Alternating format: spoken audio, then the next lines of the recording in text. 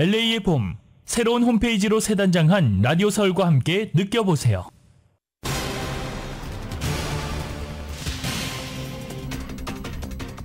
더불어민주당을 비롯한 범야권이 22대 국회의원 선거에서 192석을 차지하는 압승을 거뒀습니다. 국민의힘은 4년 전에 이어서 개헌 저지선을 간신히 지키는 참패를 당했습니다.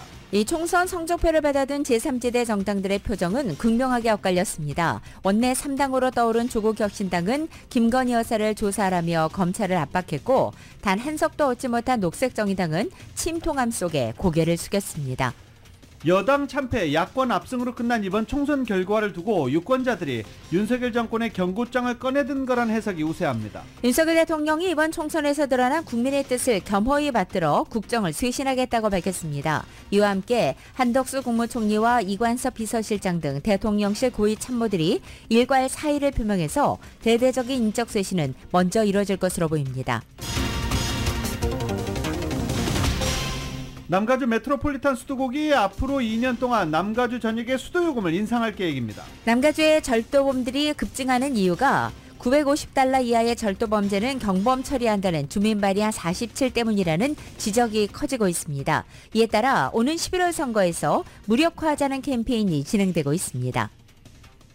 동거남을 살해하고 두 아이를 달리는 차 밖으로 밀어 숨지게 하는 등 엽기적인 행동을 했던 여성은 일식과 관련해 지구 종말론에 빠져 있었던 것으로 알려졌습니다. 연방정부의 대학학자금 펩사 신청서를 둘러싼 오류와 지연 등 혼란으로 이 펩사를 제출하는 12학년생이 급감했습니다. 좀처럼 잡히지 않는 인플레이션 때문에 기준금리 인하가 쉽지 않을 것이라는 우려가 나오면서 바이든 대통령의 재선 도전에도 악재가 되고 있다는 평가입니다. 연방노동부가 지난주 신규 실업상 청구 건수가 한 주 전보다 11,000건이 줄어서 21만 1,000건으로 집계됐다고 발표했습니다. 미일 정상이 글로벌 파트너를 기치로 국방 분야 등 협력 수준을 한 단계 끌어올리는 합의를 도출했습니다. 양국이 역사상 가장 가까운 관계로 밀착하게 됐다는 평가입니다. 이번 미일 정상회담에서는 중국 견제를 포함해 글로벌 차원에서 일본의 군사적인 역할을 강조했습니다. 일본이 이제 전쟁을 할 수 있는 나라에 다가섰다는 평가가 나오고 있지만 중국은 자국의 주권을 침해했다며 항의했습니다.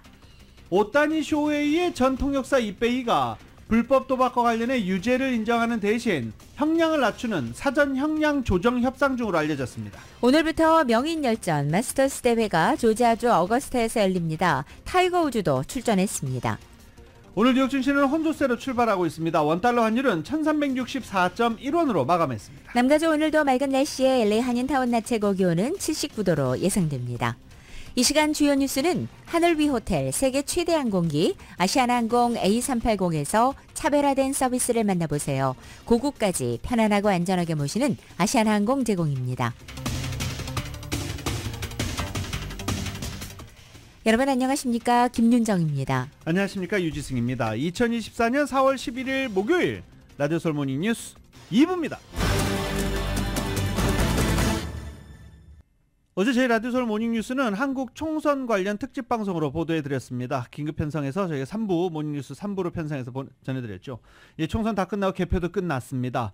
오늘도 이 총선 결과 관련 소식 먼저 전해드리고 그리고 미국 뉴스로 이어질 수 있도록 하겠습니다.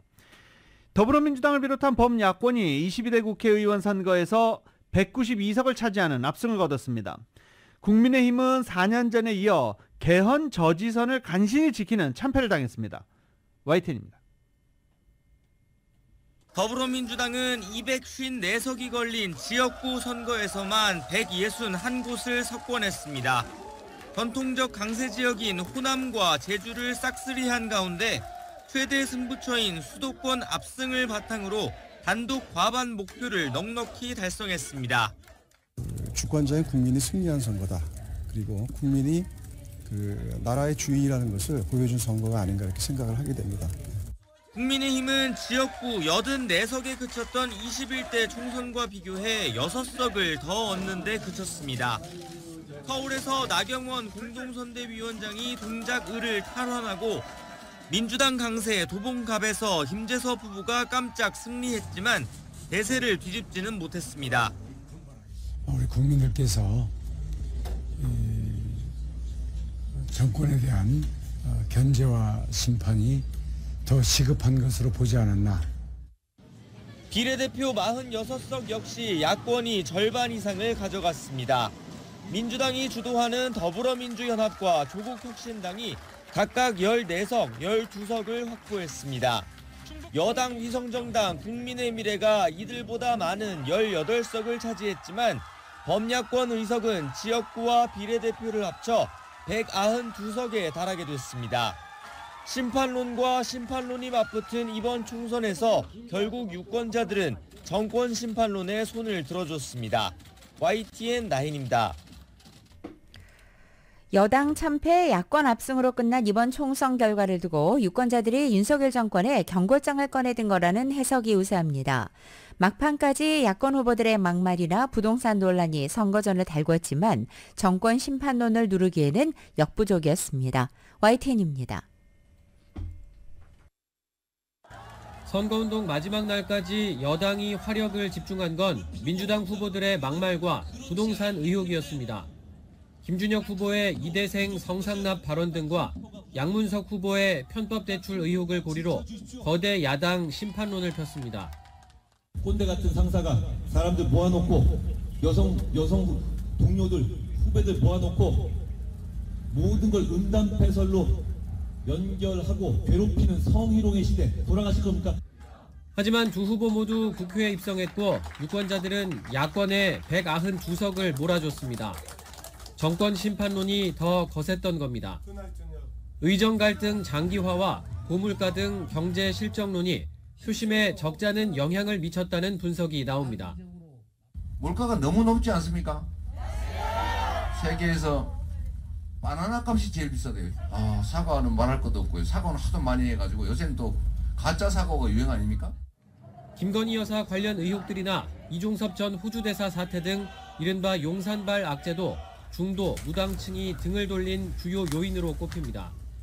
1년에 이제 그 악재들이 불거지지 않았습니까? 그래서 이종섭 대사, 주 호주 대사 건, 그다음에 이제 그 곧바로 이어서 터진 황상무 이제 전 수석 건. 선거 때마다 표심이 요동치는 이른바 스윙보터 지역인 수도권과 충청권 의석을 민주당이 사실상 싹쓸이하다시피 한 게 이를 뒷받침합니다. 불과 2년 전 대선과 지방선거에선 여권에 적지 않게 힘을 실어주었던 지역이었습니다. 1987년 민주화 이후 처음으로 집권 내내 여소야대 구도를 만든 매서운 민심에 정부 여당의 고심도 깊어지고 있습니다. YTN 김경수입니다. 윤석열 대통령은 이번 총선에서 드러난 국민의 뜻을 겸허히 받아들이고 국정을 쇄신하겠다고 밝혔습니다. 이와 함께 한덕수 국무총리와 이관섭 비서실장 등 대통령실 고위 참모들이 일괄 사의를 표명해 대대적인 인적 쇄신이 먼저 이뤄질 것으로 보입니다. 여당 참패로 끝난 총선 이튿날 대통령실이 예정에 없던 브리핑을 열었습니다. 윤석열 대통령이 이관섭 비서실장을 통해 총선 결과에 대한 메시지를 전한 겁니다. 민심을 겸허히 받들어 국정을 쇄신하고 경제와 민생을 챙기겠다는 뜻을 밝혔습니다. 총선에서 나타난 국민의 뜻을 겸허히 받들어 국정을 쇄신하고 경제와 민생 안정을 위해 최선을 다하겠습니다. 이런 말씀을 주셨습니다. 대대적인 인적 개편도 이루어질 예정입니다. 한덕수 국무총리는 물론 대통령실에서도 국가안보실을 제외한 모든 수석비서관급 이상 참모진들이 일괄 사의를 표명했습니다. 이관섭 비서실장을 비롯해 성태윤 정책실장, 한호섭 정무수석, 이도훈 홍보수석 등이 모두 포함됐습니다. 대통령실 고위 관계자는 국정 쇄신을 위해 인적 쇄신이 선행되는 차원이라고 설명했는데 주말까지 고심을 거듭한 뒤 수리 여부를 결정할 거란 전망이 나옵니다. 다만 제대로 된 쇄신을 위해서는 국정 운영 기조 변화 등 그 이상의 노력이 필요하다는 지적이 이어지고 있습니다. 국정 기조를 바꿔서 민생에 보다 더 밀착된 행동들을 해야 되고요. 이번에도 이게 국면 전환용이 아니기를 바랍니다. 실제 대통령실은 조만간 총선 결과와 원인에 대해 되돌아보는 시간을 가질 예정입니다. 취임 이후 사실상 최대의 정치적 위기를 맞은 윤 대통령, 국정 동력 약화를 막기 위한 대대적 변화가 불가피해 보입니다. YTN 강희경입니다. 국민의힘이 이번 총선을 진두지휘했던 한동훈 비상대책위원장이 어제 참패의 책임을 지고 비대위원장직을 내려놨습니다. 작년 말 9회 말 투아웃 대타를 자처하면서 여당 수장 자리에 오른 지 107일 만입니다. 정치권에서는 운동권 정치 청산이나 2조 심판에 주력한 한 위원장의 선거 전략이 패착이었다는 분석이 나옵니다. 정권 심판은 바람이 불기 마련인 총선에서 집권당이 도리어 야당을 심판하자는 메시지를 앞세우다 보니 유권자들의 호응을 얻지 못했다는 분석입니다. 다만 총선 참패 책임을 한 위원장에게만 지을 수 없다는 목소리도 만만치 않습니다. 근본적인 책임은 바로 윤석열 대통령에게 있다는 주장이 당내 적지 않은 것입니다. 한편 한 위원장은 당분간 휴식을 취할 것으로 알려졌습니다. 어제 비대위원장직 사퇴 발표 기자회견에서는 정치를 계속할 것이냐는 기자의 질문에 제가 한 약속은 지키겠다라고 답변했습니다. 총선 유세 때 여러 차례 해외 유학설 등을 부인하는 과정에서 공적으로 봉사할 일만 남았다며 총선 이후에도 정치권을 포함한 공적 영역에서 역할을 하겠다는 의지를 내비친 바 있습니다. 22대 총선에서 국회 입성에 성공한 개혁신당 이준석 대표는 윤석열 대통령과 여당인 국민의힘을 향해 날선 발언들을 쏟아냈습니다. 한 라디오 방송에 출연해 윤 대통령은 집권 2년이 지나가는 대통령인데 아직도 통치나 정치의 기본에 해당하는 것들을 안 하고 있다며 총선 뒤에는 바뀌지 않을 것 같다라고 말하기도 했습니다. 또 여권 일각에서 제기됐던 국민의힘과의 재결합설에 대해서는 개혁신당은 선명한 야당이다라고 선을 긋기도 했습니다. 한동훈 전 비상대책위원장을 향해서도 이번 총선 실패를 자기 잘못으로 받아들이지 못할 것이라며 황교안 대표 당시와 똑같다라고 비난하기도 했습니다. 이 대표는 윤석열 정부의 가장 큰 문제는 적어도 국민 앞에 털털하고 솔직하고 과단성 있을 줄 알았던 대통령이 무슨 일이 생기면 할 일 없이 숨어서 시간만 보내면서 뭉개는 것이라며 이번 총선 인선 잘 해내지 못하면 이번 총리 인선을 잘 해내지 못하면 정권에 대한 기대치는 더 급속히 가라앉을 것이라고 주장했습니다. 조국 대표는 어제 검찰은 윤석열 대통령 부인 김건희 여사를 즉각 소환해 조사하라고 말했습니다. 조 대표는 이 총선 결과가 확정된 이날 서울 서초구 대검찰청 앞에서 비례대표 당선인들과 기자회견을 열고 검찰에 대한 국민의 명령이자 마지막 경고라며 이같이 촉구했습니다. 또 조 대표는 민주당과의 관계에 대해서는 특검법을 비롯한 법안 통과에 민주당과의 협력이 필수 아니겠냐라며 조만간 민주당과 공식적인 정책이나 원내 전략을 협의해 공통의 목표가 많은 법안 통과에 협력하고 신속히 처리해야 한다라고 강조했습니다. 이번 한국 총선과 관련해서 해외 언론들도 결과에 큰 관심을 보이면서 한국 내 정치 지형과 외교 안보 정책에 미칠 영향을 잇따라 전하기도 했습니다. 일단 외국 언론들은 윤석열 정부가 남은 임기 동안 어려울 것 같다. 이런 전망 거의 비슷비슷합니다. KBS입니다. 미국 일간 월스트리트 저널은 한국의 총선 결과를 윤석열 정부의 국정 운영 방향에 대한 거부라고 진단했습니다. 특히 윤 대통령이 미국, 일본과의 관계에 공을 들여왔던 점을 지적하며 향후 한국의 외교 정책에 미칠 영향을 주시했습니다. 월스트리트 저널은 한국의 친구는 물론 심지어 적들도 윤 대통령의 외교 정책 방향에 유효기간이 있다는 가정 아래 움직일지 모른다고 전했습니다. 로이터 통신도 전문가를 인용해 윤 대통령이 대외 문제에 더 집중하려 하겠지만 이런 노력이 야당의 예산 삭감으로 위험에 처할 수 있다고 분석했습니다. 한국의 국내 상황에 대한 분석 보도도 잇따랐습니다. 영국 일간 가디언은 전문가 분석을 인용해 이번 선거가 생활비 위기 등으로 인기가 떨어진 윤 대통령에 대한 중간 투표 성격이라고 전했습니다. 미국의 경제 전문 매체인 블룸버그는 기업 친화적인 윤 대통령이 레임덕에 빠질 수 있다며 투자의 우호적인 정책들이 궤도를 이탈할 수 있다고 전망했습니다. 중국과 일본 매체들도 한국의 총선 결과를 비중 있게 보도했습니다. 특히 일본 NHK는 향후 한일 관계에 미칠 영향을 주시했습니다. 영국 BBC는 이번 선거에서 크게 이긴 민주당 역시 자체적인 정치적 논란과 내부 투쟁으로 어려움을 겪고 있으며 부패 혐의에 직면해 있다고 전하기도 했습니다. KBS 뉴스 박석호입니다.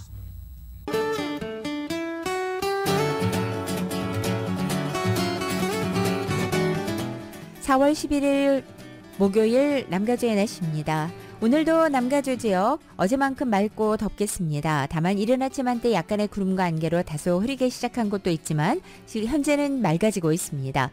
오늘 낮 기온 어제와 비슷하게 이어지면서 평균권을 웃도는 이상고온 현상 오늘까지 이어집니다. 하지만 금요일인 내일은 오늘보다 7, 8도가량의 낮 기온이 떨어져 예년 기온을 보이겠고 반짝 더위의 기세가 꺾이겠습니다. 또 내일 오후부터는 남가주 지역 하늘에 비구름이 몰려오면서 부분적으로 흐려지기 시작합니다. 그리고 주말인 토요일과 일요일에는 비가 내리겠습니다. 비가 내리면서 낮 기온은 보다 떨어져 대부분 지역의 낮 최고 기온이 60도 초중반에 그치겠습니다. LA 한인타운의 오늘 낮 최고 기온 79도, 밤 최저 기온은 56도, 오렌지 카운티 지역 83도, 54도, 밸리와 일랜드 엠파이어 지역은 88도, 52도, 해안 지역은 70도, 54도로 예상됩니다.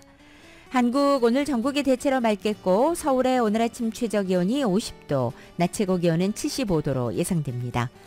라디오솔 모닝뉴스 2부 이 시간은 1250만 불 교통사고 최고 보상, 교통사고 전문 천재 변호사 리차드 호프만, 오픈뱅크가 당신의 미래와 가능성에 문을 활짝 열어드리겠습니다. 나에게 열려있는 은행 오픈뱅크, 총 20억 달러의 승소, 크고 작은 교통사고와 상해, 브라이언 타필라와 CG러, 집융자와 커머셜, SBA 융자, 급한 하드머니까지 모든 융자를 잘하는 융자나라 공동 제공입니다.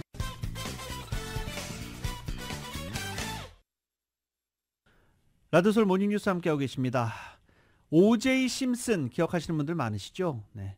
풋볼 스타로 기억하는 분들도 많고 또 영화 배우로 기억하는 사람들도 많습니다. 코미디 영화에 상당히 많이 나왔어요. 그리고 아내 살해 혐의로 기소됐다가 재판 끝에 무죄를 선고받은 세기의 재판으로도 유명한 O.J. 심슨입니다.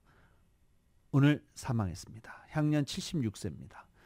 심슨의 가족들은 SNS에 올린 글에서 O.J. 심슨이 오늘 사망했다라고 밝혔습니다. 심슨은 1994년 전처 니콜 브라운과 그의 연인 론 골드먼을 살해한 혐의로 기소돼 오랜 재판 끝에 형사상 무죄 판결을 받았지만 사건 자체는 미제로 남아있습니다. 세기의 재판으로 불린 이 재판은 미국의 엄격한 증거주의 판단에 대한 논란을 불러일으키기도 했습니다. 하지만 O.J. 심슨은 결국 여러 가지 혐의 등으로 계속 경찰서를 들락거렸고 가장 최근에는 절도 혐의 등등으로 7년간 교도소에서 복역하고 출소한 바 있습니다. 그리고 결국 암 투병을 하던 중에 향년 76세로 사망한 것으로 오늘 아침에 알려졌습니다. 캘리포니아주에서 절도 행각에 급증하는 주범으로 지목되는 주민 발의안 47을 개정하자는 캠페인이 현재 추진되고 있습니다. 이에 따라 다가오는 11월 선거에서 주민 발의안 47을 무력화하는 방안이 유권자들의 손에 의해서 결정될 것으로 보입니다. 정효로 기자가 전해드립니다. LA와 샌프란시스코 등 가주 전역에서 늘어나는 강절도 행각으로 인한 피해를 막기 위해 대형 소매업체들이 나섰습니다. 타겟과 홈디포 등 대형 소매업체들의 주도하에 늘어난 절도 행각의 주범으로 꼽히는 주민 발의안 47을 오는 11월 대선에서 투표를 통해 주민들이 전면 개정할 수 있도록 하는 캠페인이 한창 진행 중이라고 LA타임즈가 보도했습니다. 2014년에 통과된 주민 발의안 47 때문에 가주에서는 절도 행각으로 인한 피해 액수가 $950 이하인 경우 절도범을 경범 처리하고 있어 이 주민 발의안 47 때문에 절도범들이 판을 치고 있다는 비난이 거세게 일고 있습니다. 주민 발의안 47을 손봐야 한다는 목소리가 소매업주뿐만 아니라 최근 정치권에서도 나오는 가운데 정치권의 노력과는 별개로 소매업체들은 오는 11월 대선에서 주민 발의안 47을 개정하는 방안을 투표에 붙이기 위해 필요한 주민들의 서명을 받고 있습니다. 해당 발의안은 노숙, 마약 중독과 절도 방지법으로 불리는데 통과될 경우 소매치기 행각을 3차례 하게 되면 절도 행각도 중범죄 혐의로 처벌을 받게 됩니다. 또 검찰로 하여금 도난당한 물품의 가치를 다 합산해서 한 사람이 여러 번 절도를 저지른 경우에는 중범죄 혐의로 기소될 수 있도록 하는 것이 골자입니다. 또 장전된 총기를 소지한 상태에서 강력한 마약을 소지하는 것을 금지하는 현행법을 시행하는 과정에서 강력한 마약의 카테고리에 펜타닐을 추가하는 한편 단순 마약 소지 혐의로 사람이 3번째 기소됐을 때 마약 치료도 의무적으로 받도록 하는 내용도 담고 있습니다. 새 주민 발의안을 오는 11월 선거에 붙이기 위해 이미 지난 10월부터 700만 달러 이상이 모금됐는데 해당 기금은 타겟, 월마트, 세븐일레븐, 홈디포를 포함한 소매업체들이 주로 지원하고 있습니다. 이 법안은 최근 샌프란시스코 런던 브리드 시장을 포함한 일부 민주당 의원들로부터 지지도 받고 있습니다. 11월 선거에 이 발의안을 안건으로 올리기 위한 주민들의 서명 제출 마감일은 오는 23일이며 충분한 서명을 확보하는 데 문제가 없을 것으로 보고 있습니다. 이와 함께 정치권에서도 소매 절도를 줄이기 위한 방안이 모색 중입니다. 개빈 뉴섬 주지사와 일부 민주당 의원들은 주민 발의안 47을 그대로 놔둔 상태에서 절도 행각 고삐를 조일 수 있는 방안을 추진 중이지만 가주 소매업체 연합 측은 주민 발의안 47을 바꾸지 않고서는 결과가 미미할 것이라며 오는 11월 선거에서 주민 발의안 47을 변경하는 법안이 붙여져야 한다는 입장입니다. 쟁점의 핵심은 가주가 주민 발의안 47을 바꾸지 않고 절도를 억제할 수 있는지에 대한 것입니다. 라디오 서울 뉴스 정현호입니다. 베니스 비치 자주들 가시는 곳이죠. 또 거기에 에봇키니라고 해서 또 맛집도 많고 구경할 것도 많아서 베니스 비치 찾는 사람들이 한동안 많았었습니다. 그런데 발길이 점점 줄어들고 있죠. 또 베니스 비치 명소 우나이에서 여성 2명이 폭행을 당하는 사건이 잇따라 발생하면서 이 지역이 비상에 걸렸습니다. 홈리스도 늘어나고 폭행 사건도 늘어나고 마약 범죄도 늘어나면서 베니스 비치를 찾는 사람들의 발길이 뚝뚝 끊어지고 있는 중입니다. 보도국 뉴스룸 연결합니다. 베니스 우나에서 지난 6일 여성 2명이 잇따라 폭행을 당하면서 LAPD는 당장 해당 지역의 순찰 인력을 증원하고 나섰습니다. 2건의 사건은 모두 지난 6일 발생했는데 첫 번째 사건은 베니스 비치 2700블락 스트롱스 드라이브 인근에 위치한 그랜드 우나에서 한 남성이 피해 여성의 머리를 둔기로 내려쳤습니다. 현장 목격자들에 따르면 사건 현장에서 피가 묻은 깨진 유리병이 발견됐으며 피가 흥건히 고인 웅덩이까지 발견됐습니다. 두 번째 사건은 이로부터 1시간 뒤에 발생했는데 같은 남성 용의자가 셔먼 우나 인근을 걷고 있던 여성을 폭행한 것으로 확인되었습니다. 당국에 따르면 2명의 피해자는 심한 수준의 부상을 입었으며 범행 동기는 불분명합니다. 사건 용의자는 흑인 혹은 히스패닉 출신의 5피트 10인치에서 6피트의 신장에 180에서 200파운드의 몸무게가 나가며 짧은 머리를 한 것으로 알려졌습니다. 경찰 당국은 해당 지역에 거주하는 주민들에게 주변을 잘 살피고 우나 인근에서 수상쩍은 행동을 하는 주민들을 신고해달라고 밝혔습니다. 라디오 서울 보도국 뉴스룸입니다. 불법 도박에 채무를 갚으려고 LA 다저스의 오타니 쇼헤이 선수의 돈에 손을 댔다가 해고된 통역사 미자하라 이페이가 관계기관과 유죄를 인정하되 형량을 낮추는 사전 형량 조정 협상 중이라고 알려졌습니다. 현재 국세청과 국토안보부, 법무부, 캘리포니아 중앙검찰청이 이 미즈하라의 불법 도박 사건을 조사하고 있습니다. 미즈하라는 불법 도박으로 진 빚을 갚기 위해서 오타니의 계좌에서 도박업자에게 송금한 사실이 들통나 지난달 MLB 서울 시리즈 기간에 해고당했습니다. 해고 전과 후에 이 상반된 내용을 진술한 미자라 때문에 오타니마저 사건에 연루돼 사태가 일파만파로 커진 바 있습니다. 최근 들어 연간 수십억 달러 이르는 메디케어와 메디케이드 사기를 근절하기 위한 강력 단속이 펼쳐지고 있는 가운데 연방정부와 주정부가 저소득층 의료보험인 메디케이드 사기 혐의를 받고 있는 한인 치과의사 2명을 상대로 소송을 제기했습니다. 연방정부가 소송을 제기했는데 한인 치과의사입니다. LA는 아니고요. 커네티컷주 연방법원에 한인 치과의사 최모 씨와 손모 씨 그리고 이들이 커네티컷주에서 운영하고 있는 2곳의 치과 병원을 상대로 메디케이드 사기와 관련된 소장이 제출됐습니다. 메디케이드 환자들에게 불필요한 치료 서비스를 제공해 재정적인 손실을 입혔고 건당 110달러의 수고료를 지불하는 조건으로 모집인을 불법적으로도 고용했던 것으로 알려졌습니다. 연방정부와 주정부는 소장에서 피고 측이 거짓으로 메디케이드 비용을 청구했고 가짜 진료 기록을 작성했으며 메디케이드 사기를 통해 부당이익을 취했고 이로 인해서 연방정부기관이 지불하지 않아도 되는 비용을 부담해야 했다라고 적시했습니다.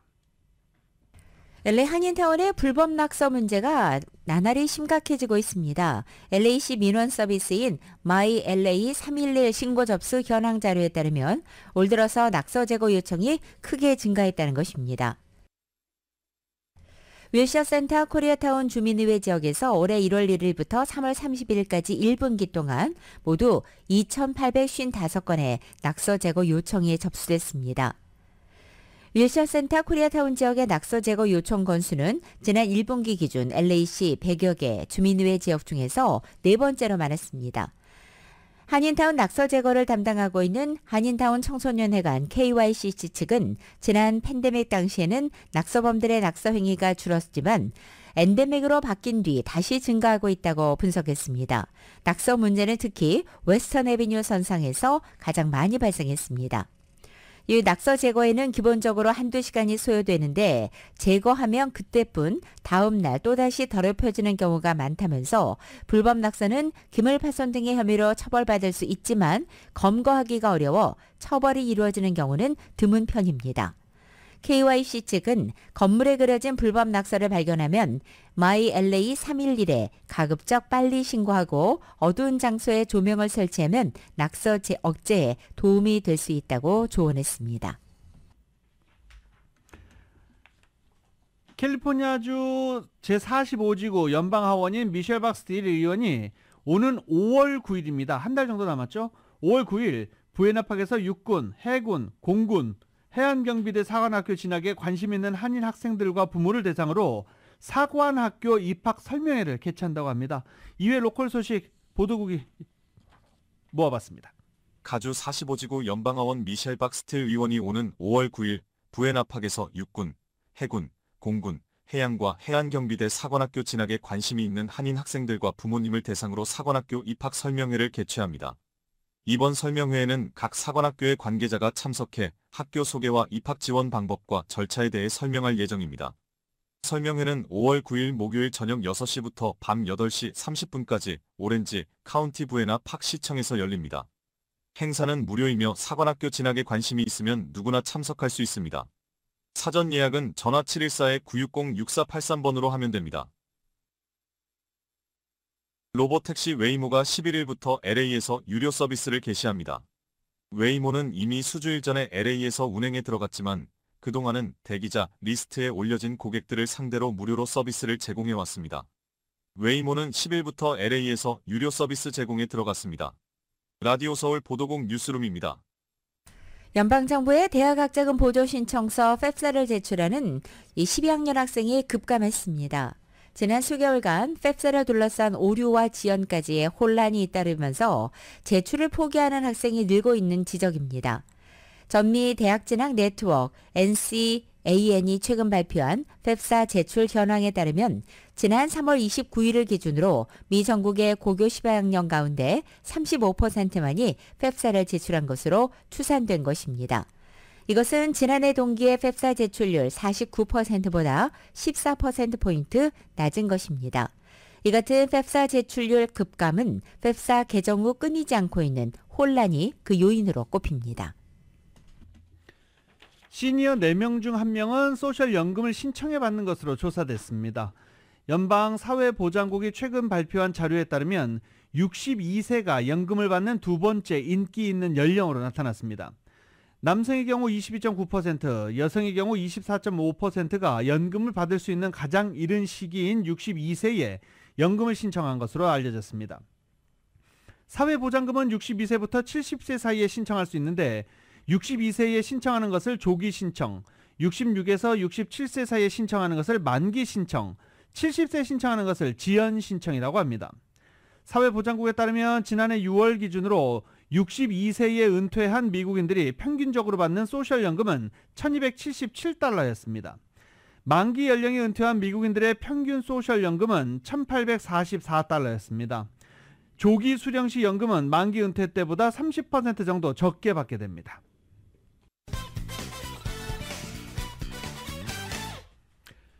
남가주 메트로폴리탄 수도국이 앞으로 2년 동안 남가주 전역의 수도요금을 인상해서 수도 공급을 관리할 것이다라는 입장을 밝혔습니다. 그동안 수도 요금이 모자라서 공급 관리를 잘 못했나요? 아무튼 요금 올리겠다는 얘기죠. 네, 수도 요금도 올라갈 것으로 보입니다. 이행 기자입니다. 이번에 승인된 수도세 인상안은 2025년과 2026년 두 차례에 걸쳐 인상되며 이로 인해 26개의 도시와 수도 리테일러들이 인상된 수도세의 영향을 받을 것이라는 전망이 나왔습니다. 수도국에 따르면 이번에 결정된 수도세 인상안은 가주 밖에서 수도를 끌어오고 정화하는 과정을 커버하기 위한 것으로 기후변화에 따른 수도 보존에 필요한 인프라 구축에도 쓰일 예정입니다. 지난 9일 수도국의 38명의 위원회 멤버들은 내년에는 8.5%, 2026년에는 8.5%의 수도세가 인상된다는 내용의 인상안을 투표를 통해 채택했습니다. 아덴 오테가 주니어 수도국위원회 디렉터는 수도 판매가 저조한 가운데에도 수도 보존을 이뤄내는 데 공을 들였다고 밝혔으나 수도 관리 및 공급에 관련된 비용을 인상할 수밖에 없는 상황이라고 설명했습니다. 위원회 측은 이번에 이뤄진 수도세 인상은 남가주 가정집과 비즈니스에 영향을 줄 것이라며 홈오너와 업주들에게 부담이 커지지 않도록 최대한 노력하겠다고 밝혔습니다. 특히 수도세 인상이 이뤄진 또 다른 배경은 인플레이션 외에도 2020년부터 2022년까지 이어진 극심한 가뭄이 원인으로 지목되었는데 이 당시 가주에 수도를 들여오기 위해 많은 비용이 소요됐다고 합니다. 수도국 위원회 측은 기후변화도 원인으로 작용했다는 입장을 내놓았는데 기후변화로 인해 가주에서 수도를 보존하고 가져오는 시스템에 대한 투자가 필요해졌다는 입장을 덧붙였습니다. 더 많은 수도 보관함을 비롯해 지하수도 보관시설을 비롯해 가뭄으로 인해 타주에서 수도를 끌어오는 시설 등 다양한 시설들에 투자를 해야 되는 상황이라고 설명했습니다. 대부분의 주민들은 자신이 사는 곳 400마일 떨어진 장소 혹은 200마일 떨어진 콜로라도 강에서 수도를 끌어다 쓴다는 생각을 하지 않고 있는데 가주는 수도를 다른 주에서 끌어 쓴다고 강조했습니다. 또한 가주에서 사용되는 수도의 절반 이상은 콜로라도 강을 비롯해 타주에서 끌어다 쓴다고 덧붙였습니다. 수도세 인상을 비판하는 목소리도 있습니다. 위원회가 채택한 급격한 수도세 인상안은 가뜩이나 인플레이션으로 힘들어진 주민들에게 경제적인 부담이 될 것이라는 입장입니다. 라디오 서울 뉴스 이은입니다. 미국의 지난달 소비자 물가지수가 지난해 같은 달 대비 3.5% 올랐습니다. 6개월 만에 가장 높은 수준으로 전문가 예상치도 웃도는 수치라 금리 인하 기대감은 더욱 낮아졌습니다. YTN의 보도입니다. 미국 물가가 예상보다 더 들썩이는 모습입니다. 미국 3월 소비자 물가지수는 지난해 같은 달보다 3.5% 올랐습니다. 지난해 9월 이후 6개월 만에 가장 높은 수치로 전문가 예상치도 웃돌았습니다. 2월과 마찬가지로 주거비와 휘발유 가격 상승의 영향이 컸습니다. 2월 대비 상승률도 0.4%로 전문가 예상치보다 높았습니다. 가격 변동이 큰 에너지와 식품을 뺀 근원 물가지수도 지난해 같은 달 대비 3.8% 올랐습니다. 미국 소비자 물가 상승률은 지난해 하반기 이후 3%대 초중반에서 움직여 목표치인 2%대에 진입하지 못하고 있습니다. 특히 올해는 시장 예상치보다도 높은 수준을 보이고 있습니다. 물가가 쉽게 안정되지 않는 만큼 금리 인하 기대감은 더욱 낮아졌습니다. 물가 상승률이 2%대로 안정된다는 확신 없이는 금리 인하가 부적절하다는 게 미 연방준비제도의 입장입니다. 물가지수 충격에 뉴욕 증시는 일제히 하락했습니다. YTN 김도원입니다. 노동부는 지난주 신규 실업수당 청구 건수가 한 주 전보다 11,000건이 준 21만 1,000건으로 집계됐다고 밝혔습니다. 신규 실업수당 청구 건수는 지난해 7월 이후 감소세를 보이다가 작년 9월 중순 이후 20만 건대 언저리에서 등락을 거듭하고 있는 중입니다. 연준은 노동시장 과열이 인플레이션 고착화를 초래할 수 있다고 보고 고용 관련 지표를 눈여겨보고 있는 중입니다. 이번에 발표된 노동부가 발표한 신규 실업수당 청구 건수 21만 1,000건은 전문가 전망치에 못 미치는 수준입니다. 1, 2월 예상 밖으로 높아졌던 미국의 생산자 물가지수 PPI의 전월 대비 상승률이 3월 들어서 둔화했습니다.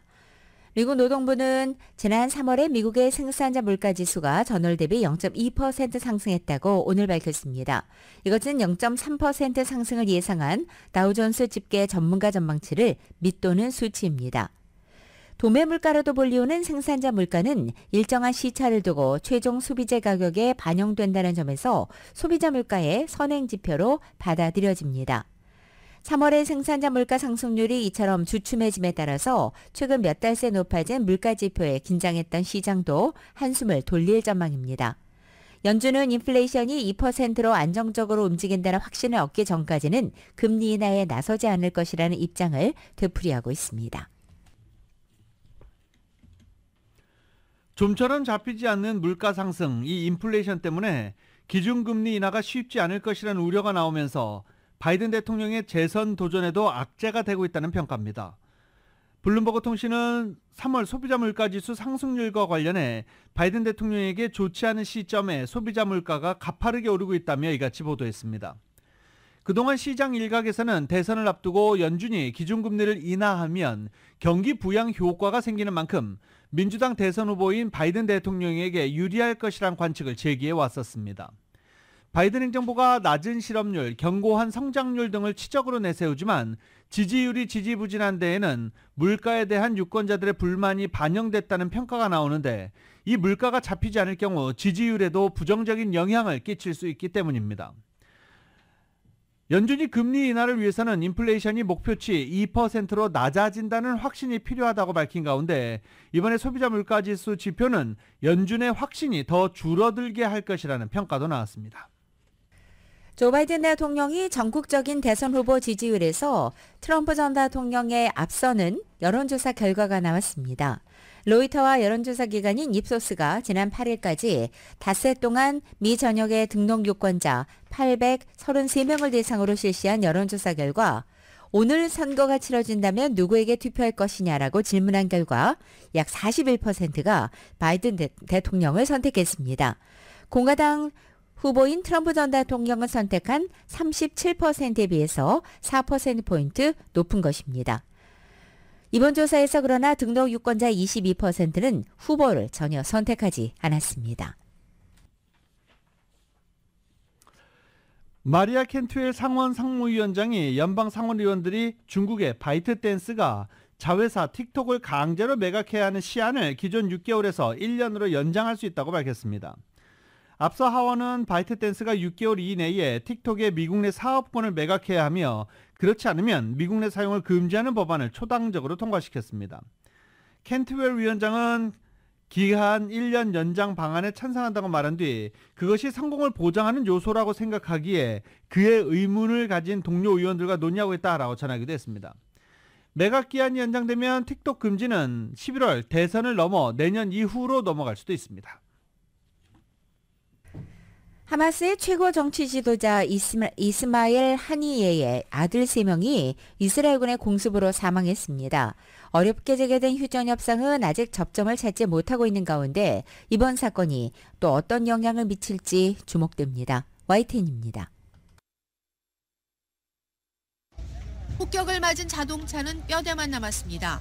하마스 최고 정치 지도자인 이스마일 하니예의 아들들이 타고 있던 차량입니다. 하마스는 하니예의 아들 중 3명이 이스라엘군의 공습으로 사망했다고 밝혔습니다. 또 손주 4명도 목숨을 잃었다고 전했습니다. 친척들은 이들이 라마단이 끝난 뒤 찾아온 명절 이드 알 피트르 첫날 가자시티 난민 캠프에서 가족들을 방문하고 있었다고 말했습니다. 하니예는 아들들의 사망 사실을 확인하고 아들들을 표적으로 삼는다고 해서 하마스가 입장을 바꿀 거라고 생각한다면 망상이라고 성토했습니다. 이스라엘도 공습 사실을 시인했습니다. 하지만 하니예의 아들들은 하마스의 테러 공작원으로 가자 중부의 테러를 실행하러 가던 길이었다고 주장했습니다. 최근 이스라엘군의 고단체 트럭 폭격으로 국제적 비판 여론이 더욱 거세진 가운데 이스라엘은 가자 북부에 인도적 구호물품 반입을 위한 새 국경 검문소를 설치할 계획이라고 밝혔습니다. 바이든 대통령은 그러나 가자지구 인도적 지원에 대한 이스라엘의 협력은 여전히 충분하지 않다며 지켜보겠다고 말했습니다.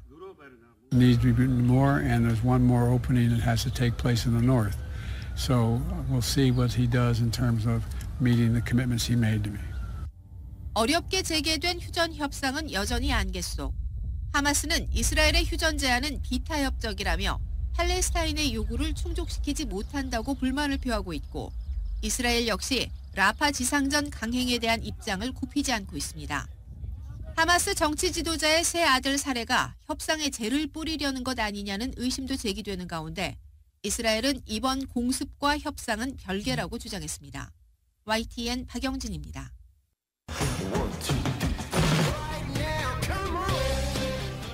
라디오 서울 모닝뉴스 스포츠 소식입니다. 스포츠 소식은 전문가가 추천하는 이민법과 가정법 전문 제인정 종합법률사무소 제공입니다.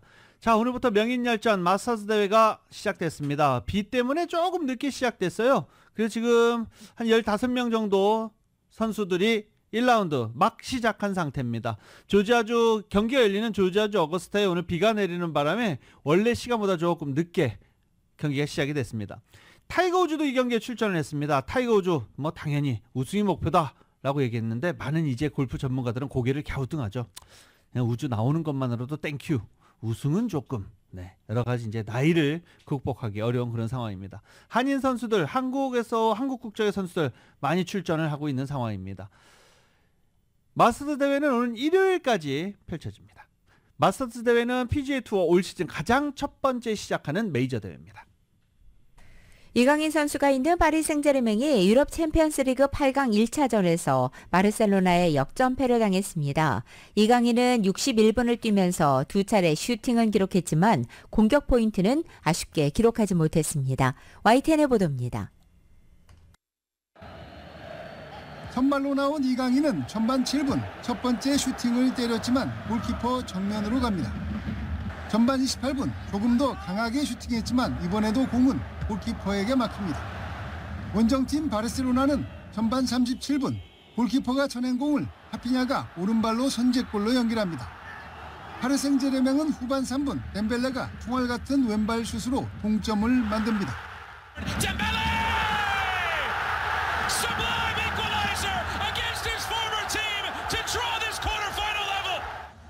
후반 6분에는 이강인이 파비안 루이스에게 내준 공을 다시 비티냐가 골로 연결하며 경기를 뒤집었습니다.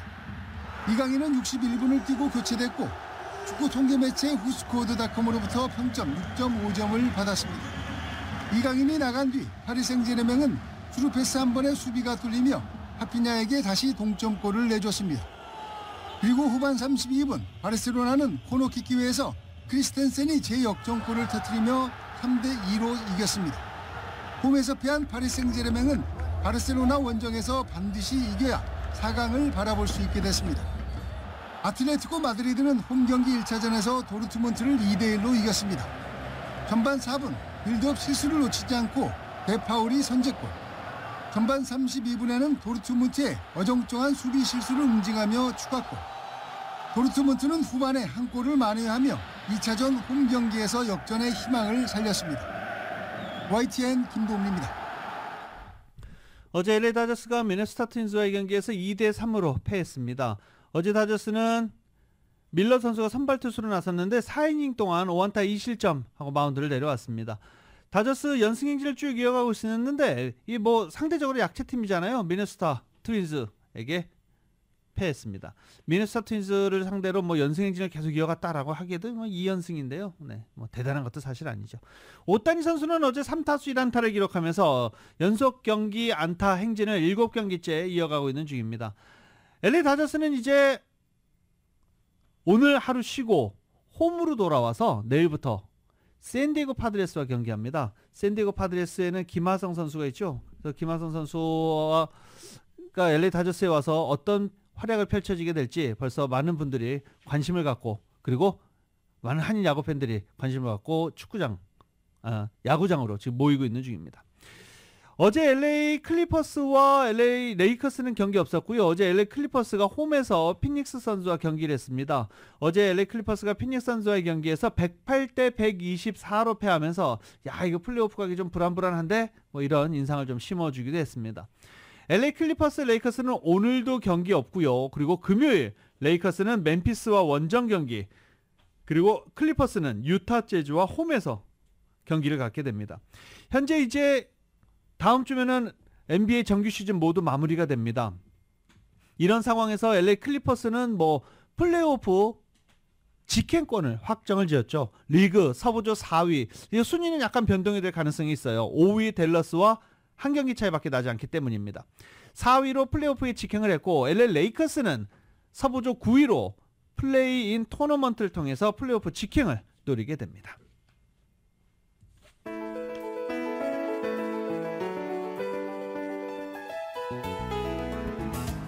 2024년 4월 11일 목요일에 전해드린 라디오솔 모닝뉴스 여기서 마치겠습니다. 지금까지 진행의 유지승, 김윤정이었습니다. 라디오솔 모닝뉴스 2부 이 시간은 1250만 불 교통사고 최고 보상, 교통사고 전문 천재 변호사 리차드 호프만, 오픈뱅크가 당신의 미래와 가능성의 문을 활짝 열어드리겠습니다. 나에게 열려있는 은행 오픈뱅크, 총 20억 달러의 승소, 크고 작은 교통사고와 상해, 브라이언 타필라와 시즐러, 집융자와 커머셜, SBA 융자, 급한 하드머니까지 모든 융자를 잘하는 융자나라 공동 제공이었습니다. 잠시 후 9시에는 강혜실의 오늘의 미국이 방송됩니다. 함께해 주신 여러분 고맙습니다.